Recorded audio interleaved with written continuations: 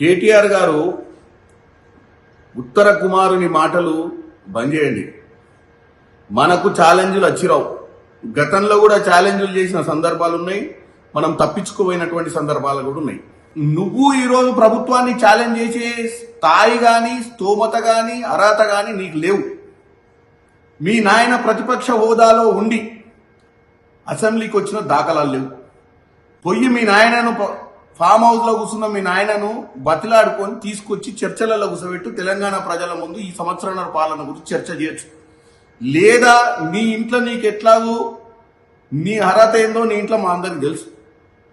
నిన్ను లెక్క పెట్టే పరిస్థితి లేదు నీ కుటుంబం సభ్యులు. నువ్వన్న పోయి మీ నాయనని బట్లాడుకొని ఆ అపోజిషన్ లీడర్ స్టేటస్ ప్రతిపక్ష నాయకుని హోదాను నువ్వు తెచ్చుకొని అప్పుడు ఛాలెంజ్ చేయి. ఛాలెంజ్ చేసి జూబ్లీహిల్స్ క్లబ్బులు ఈ క్లబ్బులు ఆ క్లబ్బుల చుట్టూ పిలువకు.